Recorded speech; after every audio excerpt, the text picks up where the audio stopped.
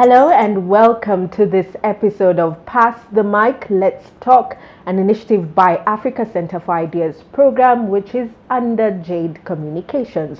I'm your host, Mel Miendo, and today we're looking at the entrepreneurship sector, SMEs, the strides that have been made so far with regards to policy and what's really happening in that sector. Joining me is Joram Mwinamo. He is the co-founder of Wild International, which focuses on entrepreneurs, businesses, and other people in terms of ensuring that they are holistically improved for greatness.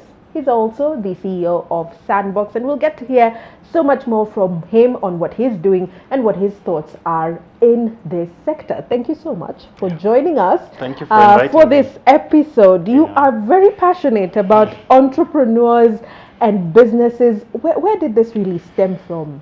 I think a large part of it was my own experience. I started my first business, Wild International, when I was quite young. Well, it was not really my first, but the one that I've kept this long, in about 2004. And I was very young then. And for me, it's like the whole thing of entrepreneurship was so mysterious. So I had no idea where to start. Yeah. But I kept scrambling all through and making so many mistakes. But as we went along, we kept thinking, as we got answers, on how to build a business, we kept thinking there are so many other people who are struggling with the same thing. And so we were a training company right from the beginning. And so we thought we can actually package some of these things that are our experience, things that we are learning, and then we can be able to teach others who are coming down that path. Okay, so from then, that's quite a while back, you know, and I can imagine even at that time, entrepreneurship was not, that much spoken about. No. How was that experience for you guys? It's actually interesting because we started out in youth development, not entrepreneurship. We started out with programs in leadership development for young people. We were also way ahead of our time at the time. But then we kept getting demand from companies and bigger companies asking us whether we can train their individuals, whether we can help their organizations to grow.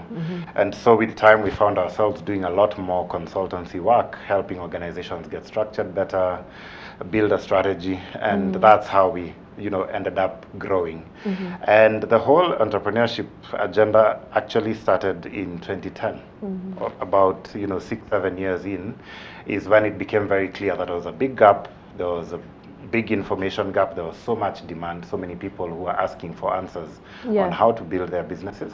So we launched a program and it took off like wildfire. It just kept growing and growing and growing. Is that where you got the name Wild? Because it's wild but written in a whole different way. Yeah, in a different way. There are many connotations to that whole wild thing. So, so we kept it growing, and then institutions started to approach us, banks, insurance companies, NGOs that are supporting entrepreneurs.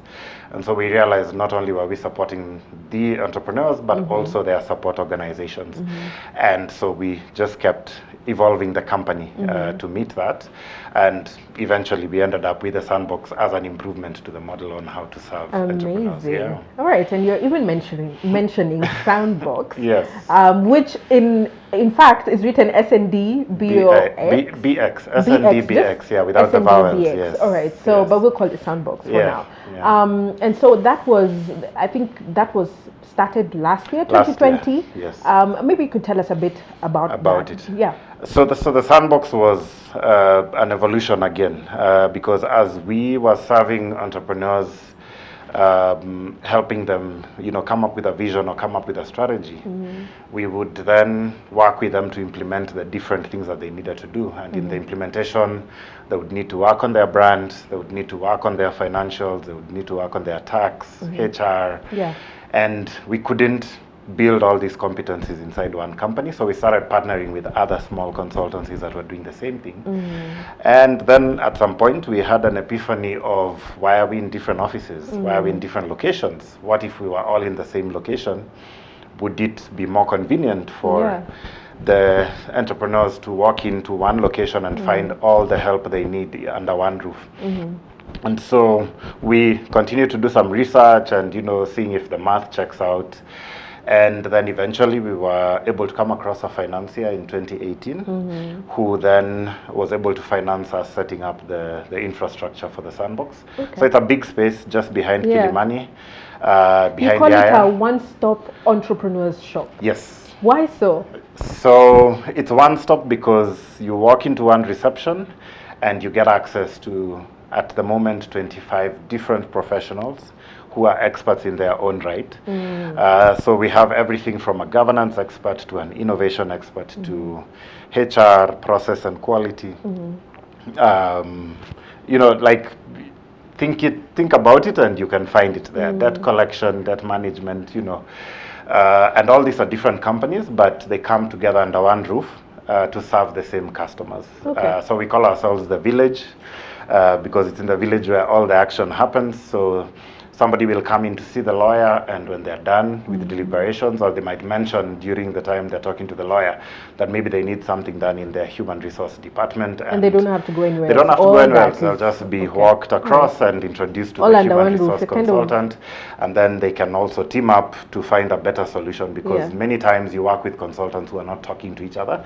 So each will give you a solution based on what they think is best for them, for you. And yet it might not be the best, but when you give permission to the consultants to, you know, share notes. It's almost like in a hospital when you have more specialists talk amongst themselves, you get a better solution than if you just had one person looking into it, or people in different locations. So yeah, we're 25 professionals now. A lot more have also applied to join us, so we're trying to see. So there's still room for growth. There's room for Definitely. growth. We're also making non-competing, so none of the professionals compete with one another. So that gives them the exclusivity that when they're at the sandbox, you know, they'll be referred to as the expert for that specific, you know, specialization that they bring. Okay. To the best of our knowledge, there's nothing like this anywhere in the world. Surprisingly, we've been looking for. Even outside of Africa. Even We're outside not of Africa, regionally, no. Even outside of We're Africa, we don't crossing have borders a all the place way. that brings no. So I mean, we do have requests to set up sandboxes even outside of Africa. So yeah. And so how's that going?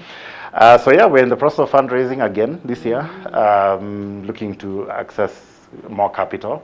But in the meantime, we are using a strategy of setting up virtual sandboxes, which means we get the professionals, vet them, and they can start interacting and build for them a digital presence before we build the physical center. Okay. Yeah. Wow, you guys are doing big stuff. Yes. Congratulations. Allow me Thank to you. say that. Thank you very And much. you know, even just look at all these innovations, they're all geared towards scaling up entrepreneurs. Yes. You have been in this sector for, you know, you said from 2004, we're in 2021, you know, you're Yes. old, but hey, good Yes. job. But, you know, just to look at it holistically, what would you then say are some of the strides that have been made in this sector within those years? Because you've been there, you know, you've seen it. Yes. It's actually interesting because by the time we started, nobody was talking about entrepreneurship really. And I think it also stems back, if you look at how the country evolved. There's a time at which entrepreneurship was something for the foreigners, for the Asians and you know, the Europeans, because they're the ones who understood how to build businesses. And even if you look at maybe our parents' generation, you had very few of them who went to, you know, broke away and went to start businesses. Again, they are the kind of people who finished schools and they used to have 3-4 job offers because there was a lot of demand for their skills. But as we progressed, the whole concept of entrepreneurship, especially in the 90s, started to become something that especially black, you know, Kenyans can do, not just the Asian Kenyans. But yeah, so a lot of people started picking up onto it. During Kibaki's era, there was an explosion of entrepreneurship because that's when government started procuring a lot from, you know, local companies. And so the economy just opened up and we had a huge growth. So during that time is when people became very curious around, are there resources that can help them to build a business? Because everyone was more or less just shooting in the dark. So what we have today is a lot more people thinking of entrepreneurship as a first career, not even a second one, where they finish school and they're just out to start a business and grow it. The other thing that I've seen as a change in attitude is that, before we had people building businesses to hold on to it. They would not, want even outsiders to be part of it or that kind of thing. But nowadays we have younger people building a business to sell or to bring in investors so that they can be able to get external capital and scale. And so we've seen Kenyan companies like Cellulant grow from zero. And now they're across Africa, I think, going into the rest of the world, mobile decisioning as well. And I think even there, the owners exited completely, took their money and handed it over to somebody else. So we are seeing a lot more discussion around venture capital and around building Pan-African businesses. Okay, so the trajectory has really been going up, yes. you can say. Yes. There's a growth trajectory from then till now, and we even expect more. I don't see it slowing down. Yeah, definitely, I think Kenyans are getting more ambitious. I also think that the economies in Africa are growing in such a way that people are now beginning to see Pan-African opportunity. Just in January this year, there was a launch of the Africa Continental Free Trade Area Agreement, which more or less opens up the entire continent to Africans. So if you're a Kenyan, it means your market has just grown from 50 million people to 1.3 billion. That is significant.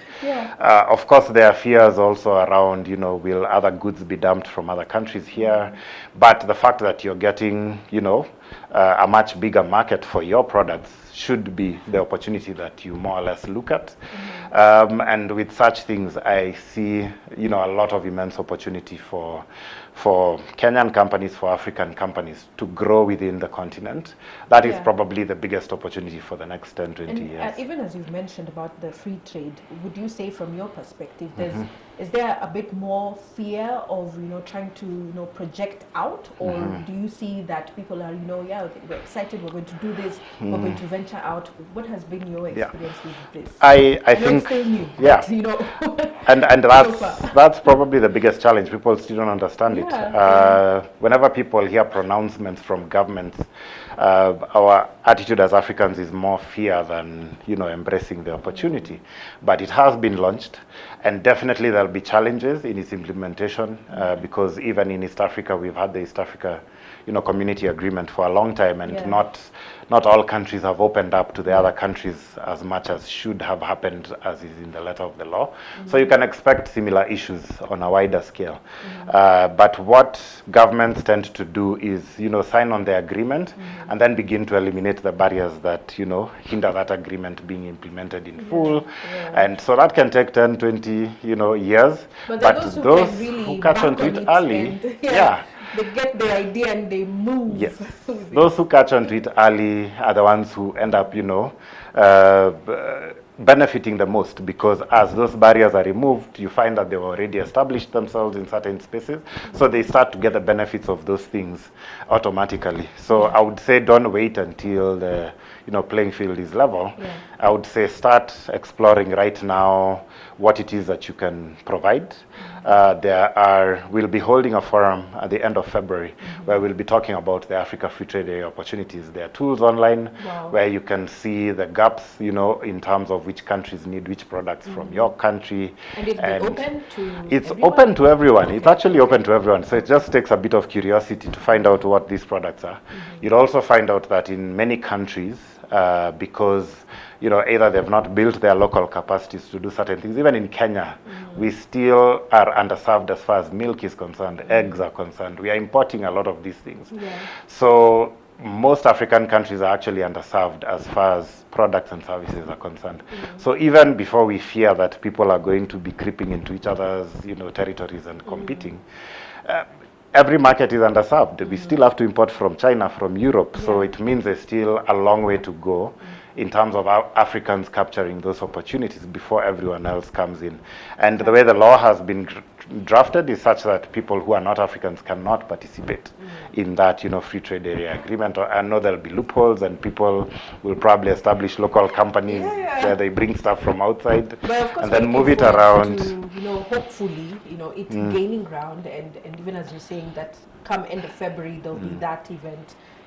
organized specifically for that. So Yes. that's definitely something to look forward to. Yeah. But even as we speak about governments, when we look at the policy, policy frameworks that are there, what has been current in terms of SMEs, especially? What has been there currently for that sector?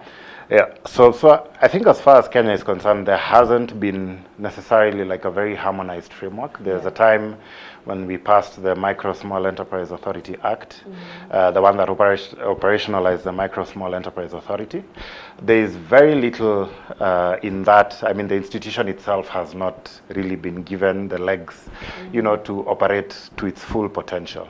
And then beyond that, you have other piecemeal acts that have been passed, so something like the Youth Fund probably, is to fund a lot of young businesses. The Women's Fund was to fund the women businesses.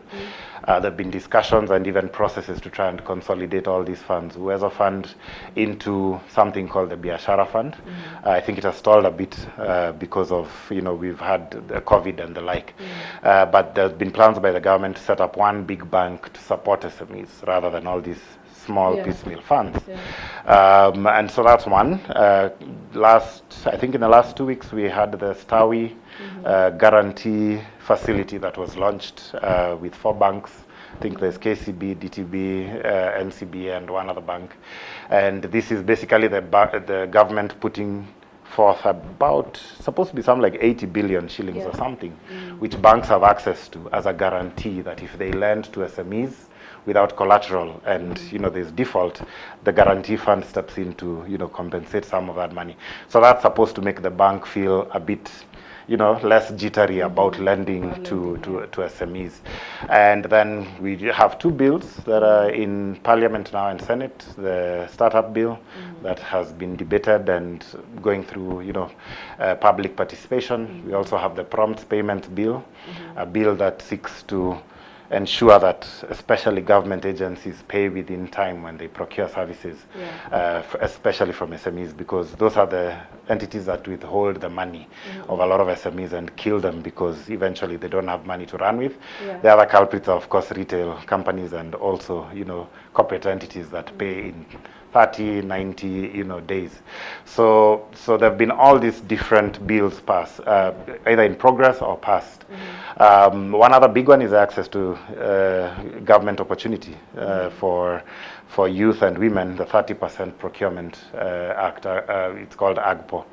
So that's supposed to ensure that 30% of national and county government spending goes to women or youth-led entities. Again, it's abused quite a bit.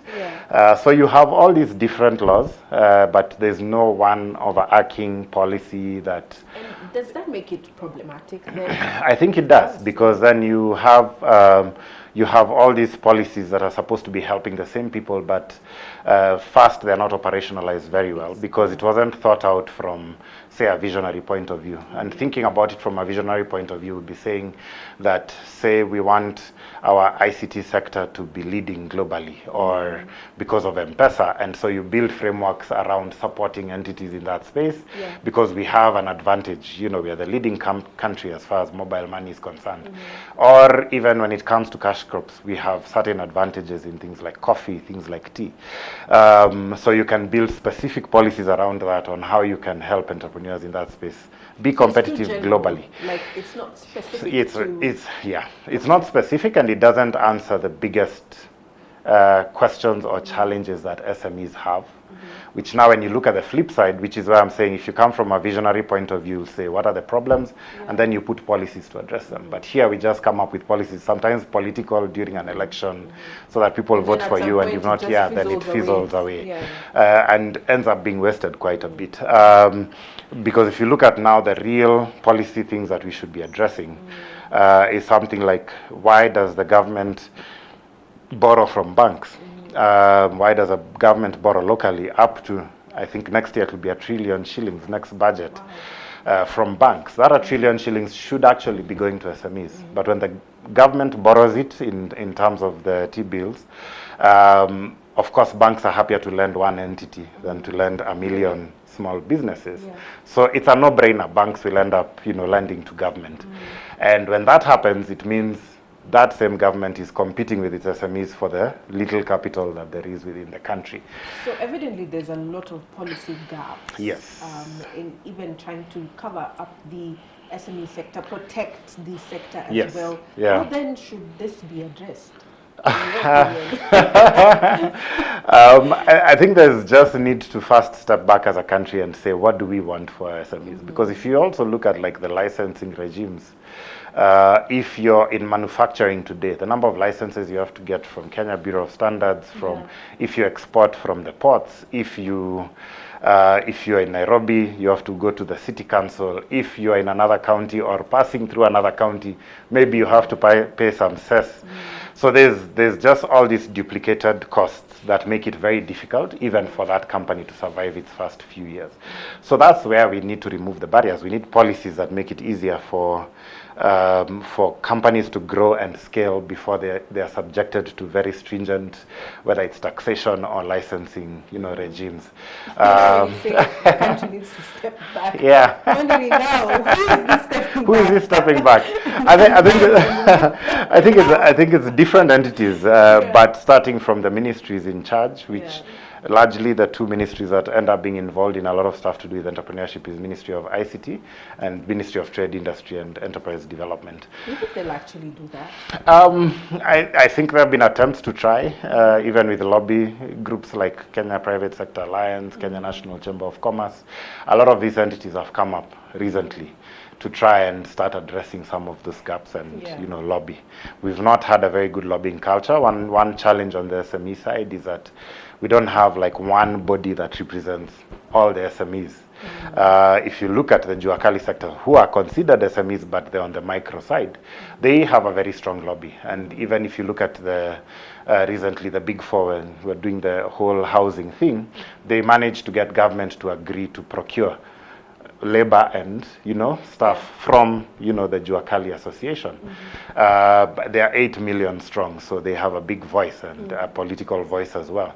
But when you look at all the other SMEs, estimated at maybe is it 8 million 5 million informal and about 1.4 million formal and licensed, there's nobody where they come together to have somebody like the teachers or the doctors represent their interests and push government. So you end up having a body like KEPSA, which has a unit that looks into, SME matters, that is the huge representative body. But even that, it's arguable as to whether the SMEs are the ones that really push that agenda or whether it's KEPSA pushing it on behalf of SMEs. So even when we really look at it, we can really say that there's still a lot that needs to be done. Oh my goodness, Even in regards to pushing, even when we're talking about pushing the government to do certain things, from what you're saying, that means from the SME side in itself, there's still, SMEs need to come together. They need to come together under different bodies and begin to push, or, associations of SMEs bundling up together so there is one voice, and push for things like we have very expensive power, very expensive logistics. But like I mentioned about the licensing, it's complicated and, so those are things that can be addressed one by one. But, governments only move when there's political pressure. So if they feel like, there's no pressure coming from a certain quarter, then, I think they say, is it the squeakiest wheel that gets fixed? So that's not happening with SMEs. I know there are some people who've tried to put together some SME associations and maybe bring them together, but I don't think those efforts have yet borne enough fruit to have a loud enough voice in the country. No, you're in those. You should be. I am in those. I'm definitely in that space. I'm part of one association, which is Startup and SME Enablers, and we've been lobbying quite a bit because, like, as we speak, there's a huge World Bank project that's going on across the country. Again, not communicated very well, so not many people know about it. It's in different components to help scale SMEs, to help in the academic side. There are many programs that are running. Just even as you've started, it's better than not starting Yes. at all. What needs to happen is now, for so we are those who enable the SMEs. But it would be good if the SMEs themselves had a voice somewhere, and a lobby group that then pushes an agenda. And if it was 1 or 2 million members strong, that's something that government cannot afford to ignore. Okay. Yeah. Aside from some of these challenges we're talking about, from your experience in this sector, what are some of the other challenges that have been there, over the years, and you're saying, wow, this is something that really needs to be worked on? Yeah. So generally, it takes a very long time to build a business in this part of the world. Expensive interest rates from banks. Difficult to access capital, even from venture capitalists and the like. First, they don't even exist to a large scale locally. A lot of the funds are international funds. You find government seems to prioritize external investors, where we lay out red carpets for Chinese or American or European investors or even Turkish or Middle Eastern, but you forget your own. Like, those red carpets should really be towards the Kenyan SMEs, because they're the ones who are here. Those companies can come and go, but we are here to stay. So those red carpets should really be for us. So you find that by the time you overcome all the different regulatory tax, economic environment challenges, every time we have an election, there's a slowdown. So you have to learn how to ride those waves every time they come and go. Doing things like listing in the stock exchange is still considered very complex for SMEs, and expensive as well. So there are just so many hurdles to jump across. So you find that even by the time an SME is just breaking even, maybe 7 years have passed. Some sectors you find there are cartels. To get into the transport sector in this country, either you go through a cartel or you're not in business.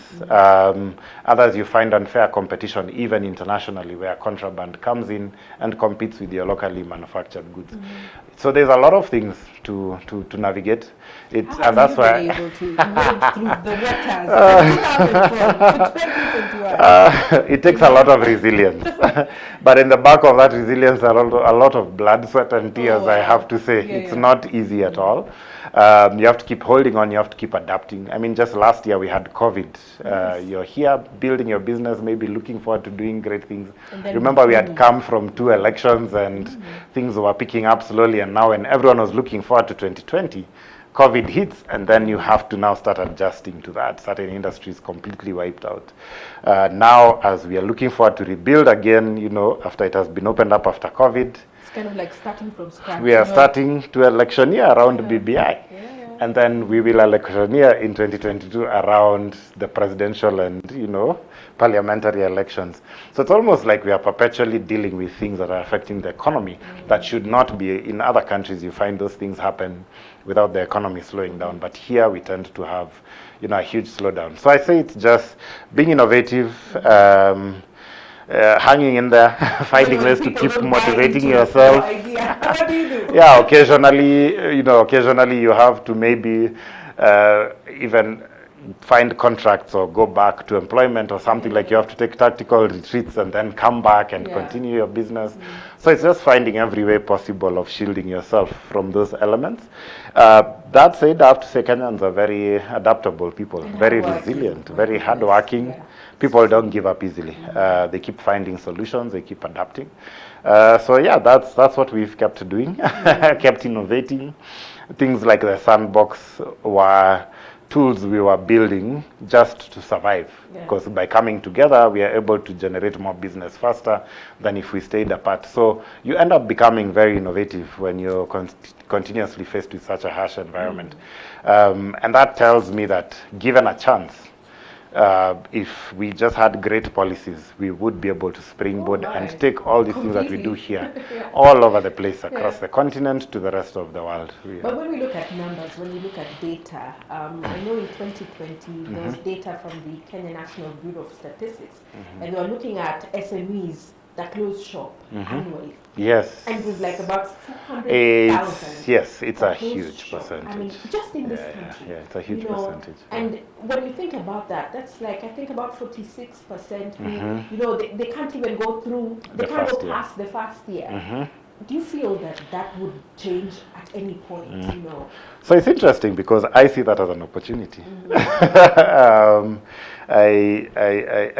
I keep asking myself, those hundreds of thousands that closed down, why? What if somebody held their hands? What if somebody made things easier? So of course, there's a lot of things we can do a lot easier from a policy standpoint, but even we at Sandbox are seeing it as an opportunity to increase the, you know, survival rate of SMEs, because a lot of them close down because they're just not prepared for the challenges that are ahead. And they make a lot of losses, I believe. Yes, and a lot of times maybe somebody has left employment, used their savings or their, you know, exit package to set up that business, and then it shuts down. So it's such a huge waste to have so many companies go through registering just to close down within the period of a year.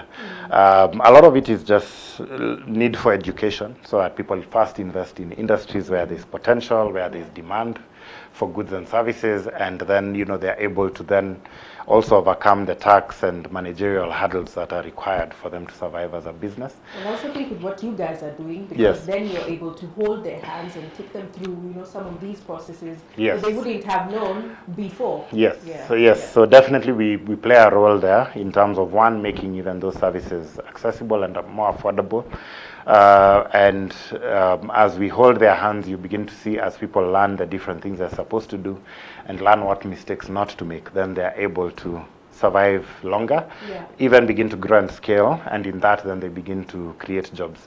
I always say, how amazing would it be if we just had 1 million SMEs create 5 jobs each? We would wipe out the unemployment problem in the country. And that's how the government should really be thinking in terms of enabling that sector. So we as private players are trying to do that.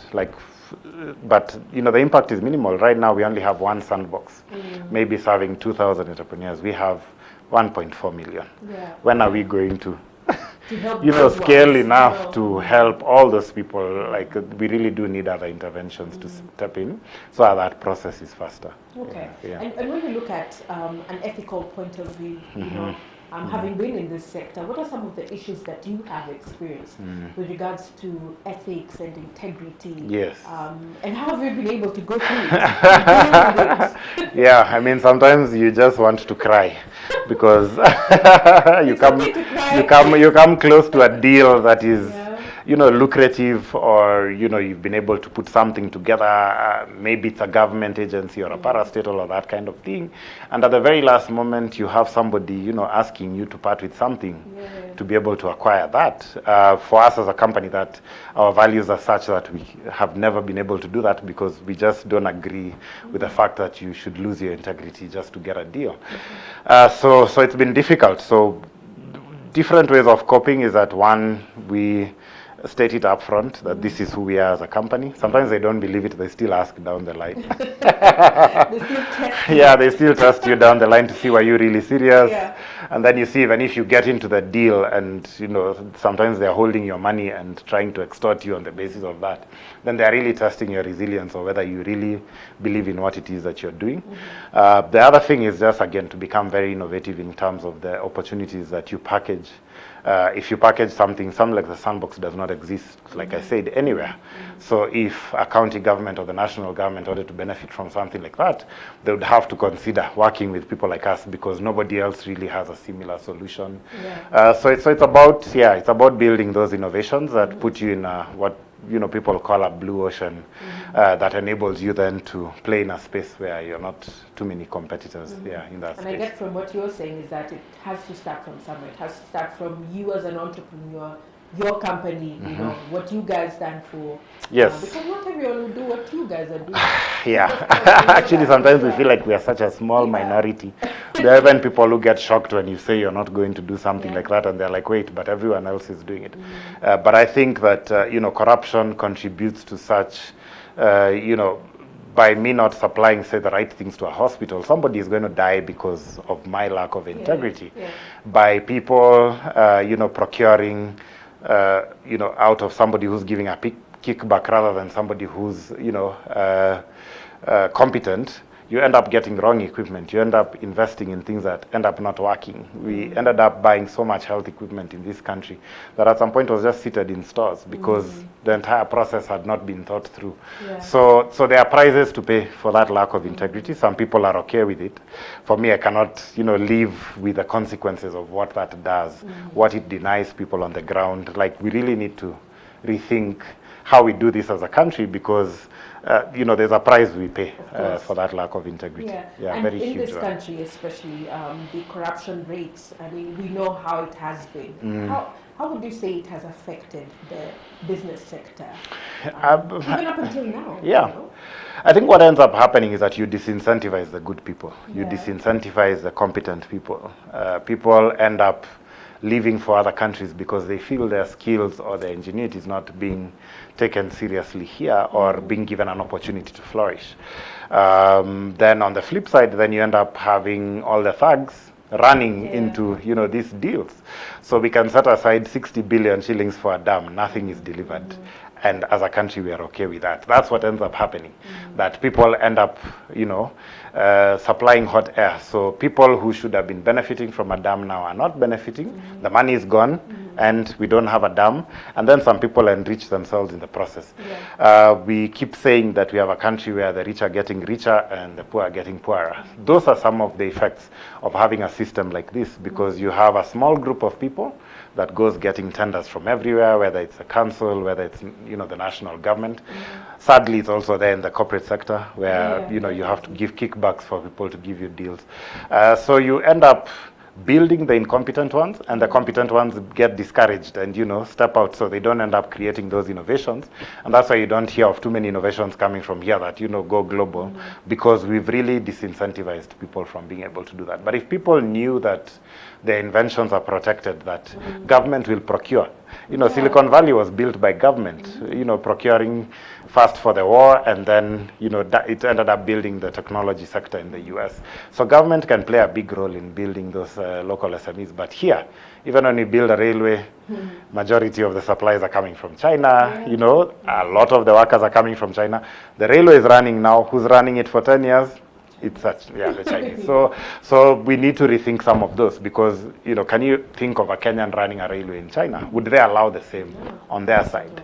So we need to think about putting those fair policies in place, because we are doing a disservice to our people when we are about lining the pockets of a few, and then a majority end up suffering. Okay, and even as we move forward, from your perspective, what should we then hope for? Even, it's 2021, we're still very new into the year. What are we looking forward to in terms of entrepreneurship and even the SME sector? Yeah, I think coming off the back of COVID, some of the policies that have been taken as far as managing COVID is concerned are actually working for the good. We did a research around this and realized that the time they were able to relax the rules around inter-county travel, a lot of companies picked up after that. Now that kids are back in school, education is a huge sector. Just because of the whole, kids eat in school, so you have people supplying schools with food, firewood, and all these kinds of things, stationery, books. So the fact that the educational sector is back on stream, so we are likely to see a gradual recovery as we go forward. Sadly, the political activity will dampen things a bit, because when things are uncertain, people don't invest as much. And we are going to have two political activities happening back to back. First, we have a referendum, I had them say June this year, and then we have an election in August next year. So, we are not going to have a break from electioneering and campaigning. So the real recovery is likely to happen in 2023 after, Imagine, yes, because also, with COVID, we are still being cautious. Until the vaccine hits the ground, we are likely to still see, the curfews and the like, and those impede certain industries as well, the bars that have to be open overnight and the like. So we are looking at a real recovery actually happening in 2023. But right now, what we are seeing is a gradual recovery, which is much better than what happened last year. But generally, African economies have been growing. So despite all these challenges, and I keep asking what would happen if all these challenges were not there? Despite all these challenges, we still have, the African continent has some of the fastest growing countries in the world. Some of our neighbors are in that list. We are not in that list at this time. But, Ethiopia, Rwanda, DRC, you've seen a lot of regime changes across the continent.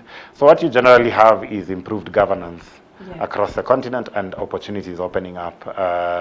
And I see those opportunities continuing to grow. Like we said, so the Africa Free Trade Area. No, actually the opportunities are immense. It's just that, by the time you overcome all the challenges to get there, it's a lot of hard work. So I think the opportunities are still there. Fundamentally, the region that will be growing in the world for the next 10, 20, 30 years is Africa. So we can look forward to that. With the Africa Free Trade Area Agreement, what that does is it opens up a market for us that is not restricted. I think I've been in international trade as well before I started my business, and you'd find that to export something into Europe, or Asia or the US, there are certain things you're barred from. You can't do finished goods. You can only do raw materials in certain things and those kind of things. So as a result, you see that we don't make as good returns from the things that we grow as we could. But for the rest of the African continent, we can actually export finished goods. We can set up, service-oriented companies, restaurants. Java can keep growing until it's in every country in Africa. I think it'll be amazing. So it'll be amazing. Yeah. So I think Africa is what presents the big opportunity for us to grow, because a lot of the raw material export, it does make money for us, but it doesn't make the kind of money that, should change us. But 10 years ago, Kenyans didn't drink much coffee. Now you have Java that has like 50 branches in the region. Yeah. So those kinds of things create jobs. If we encourage more such, industries, then we are likely to see a huge turnaround in the economy. All right, great conversation there with Joram Mwinamo on this episode of Pass the Mic, Let's Talk, which is a program under the Africa Center for Ideas, and of course also with Jade Communications. Of course, we hope to have another great conversation next time. I'm your host, Mel Miendo. We'll see you then.